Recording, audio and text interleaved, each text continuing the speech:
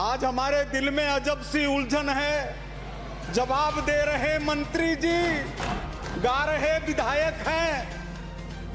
ये जो जवाब मेरे को दिया गया है जेडीए का, ये जवाब आपत्तिजनक है।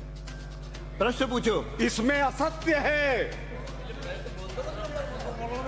कृपया प्रश्न पूछो। बीच में सलाह देने की स्थिति नहीं मानी जाती विधानसभा में।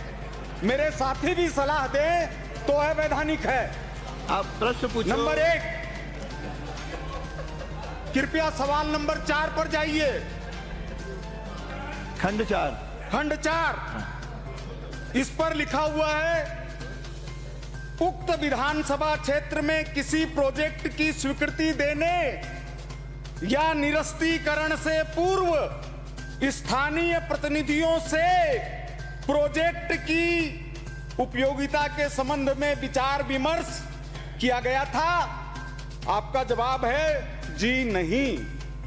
किसकी सरकार है? अरे आप तो प्रश्न पूछो। मैं पूछ रहा हूं, मैं जवाब पूछ रहा हूं। आप प्रश्न पूछो। आपने क्या जवाब दिया है और क्यों दिया है, यह जानना चाहता हूं। पूछ लिया, जनप्रतिनिधि से क्यों नहीं पूछा जाता? माननीय मंत्री जी। माननीय अध्यक्ष महोदय, मैं आपके मार्फत सिविल लाइन के माननीय विधायक महोदय और सदन को अवगत कराना चाहूँगा कि उनके विधानसभा क्षेत्र में 2023 से लेकर 2025 तक कुल 101.25 करोड़ रुपए के कार्य स्वीकृत किए गए और उनके निर्वाचन क्षेत्र में केवल 2 कार्य जिनकी लागत 9 करोड़ 48 लाख रुपए थी, वो निरस्त किए गए। उनके विधानसभा क्षेत्र में ये जो आरओबी का काम चल रहा है, उस आरओबी में रेलवे और जेडीए दोनों की धनराशि है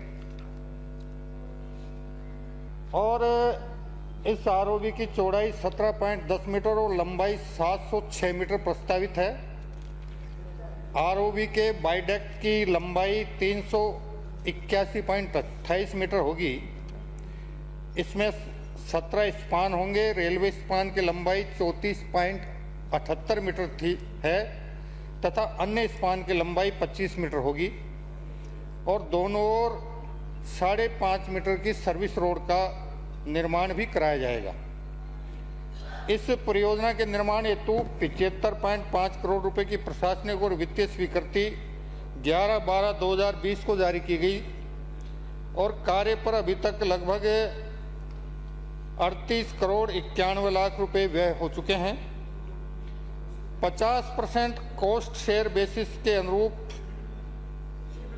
35 करोड़ रुपए रेलवे द्वारा और शेष राशि राज्य सरकार द्वारा वहन की जा रही है।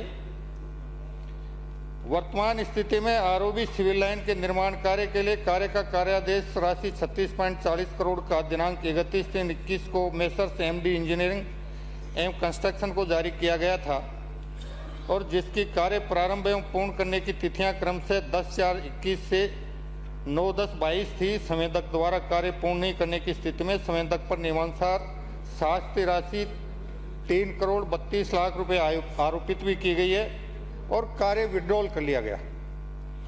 कार्य की पुनः निविदा आमंत्रित की जाकर शेष कार्य का कार्यादेश मेसर्स शिवम कंडवे प्राइवेट लिमिटेड को 40.7 करोड़ रुपए का दिनांक 3/5/23 को जारी किया जा चुका है, जिसकी कार्य प्रारंभ एवं पूर्ण करने की अंतिम तिथियां क्रम से 12/5/23 और 11/8/24 थी। निर्माण कार्य में विलंबता के लिए द्वितीय संवेदक पर भी नियमानुसार शास्ति राशि लगभग 107 लाख रुपए लगाई गई है।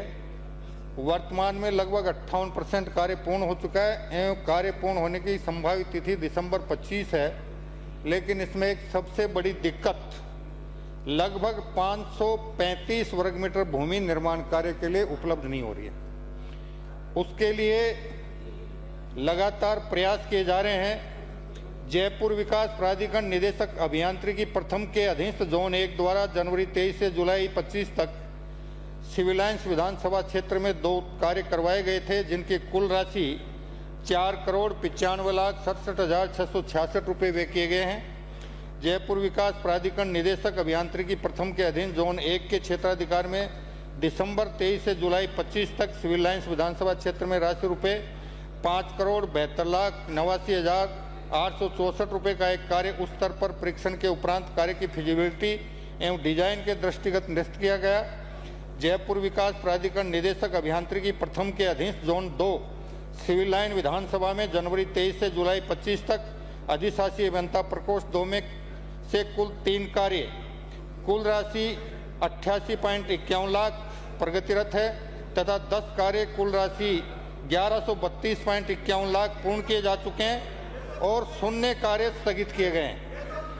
जो अब वो बता दो। मेरा जो इनका सवाल है जो- वो ये थोड़ी है। अब अगर आरोपी पर पूछना होगा तो मैं ये पूछूंगा कि आपने सदन में क्या जवाब दिया था, क्या उस तारीख तक काम हुआ कि नहीं हुआ। ब्राजो माननीय सदस्य मैंने देखिए, जवाब दे रहे हैं। ब्राजो संक्षेप में दे दीजिए। जिस काम में भूमि की उपलब्धता नहीं हो रही है और भूमि अधिग्रहण के प्राप्त करने के प्रयास किए जा रहे हैं, बिना भूमि कोई निर्माण नहीं हो सकता। भूमि प्राप्त होते ही निर्माण तेजी से पूर्ण करवाने का प्रयास किया जाएगा।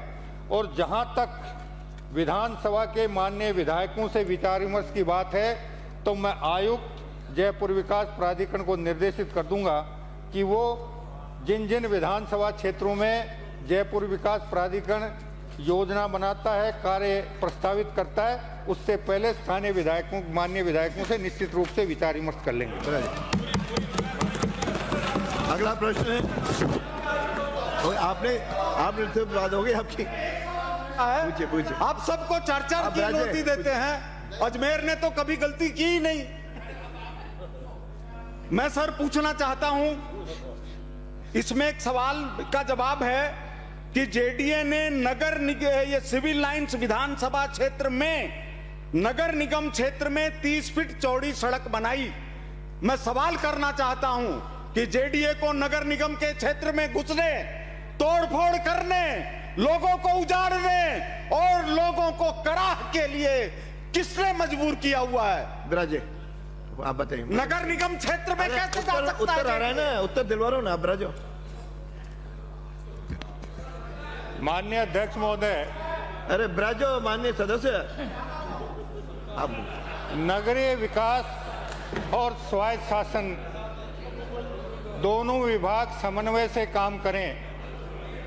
जहां नगर निगम काम कर सकता है वहां नगर निगम काम करता है, और कई जगह ऐसी हैं जहां नगर निगम और जेडीए दोनों को मिलकर काम करना पड़ता है, वहां जयपुर विकास प्राधिकरण काम कर देता है। अगर माननीय सदन को इसमें कोई आपत्ति है तो निश्चित रूप से हम इसको दिखवा लेंगे कि दोनों विभाग, चाहे वो नगर निगम हो चाहे जयपुर विकास प्राधिकरण हो, आपसी समन्वय से काम करें। साथ ही भरतपुर से आने वाले माननीय विधायक महोदय ने एक प्रश्न किया था पूरे प्रदेश के लिए। मैं उनसे निवेदन कर दूं कि नगर पालिकाओं और नगर परिषद के बोर्ड में माननीय विधायक सदस्य के रूप में आप तो समाहित हैं। इन्हीं का उत्तर दे दो आप तो अभी। हाँ, निवेदन कर रहा हूँ ना, माननीय मंत्री जी उनका उत्तर इसलिए बहुत है। आप अपने विचार वहां प्रकट करें। चलिए। और अगर आपके विचारों को वहां सुना नहीं जाता है तब हम तक पहुंचे। और नगर विकास न्यास और विकास प्राधिकरण में अगर आपको कोई दिक्कत होगी तो हम सभी नगर विकास न्यास कि 74वें संविधान संशोधन के बाद निर्देशित करेंगे। जेडीए की जरूरत क्या है? आप तो बैठो ना। से विचार जरूरत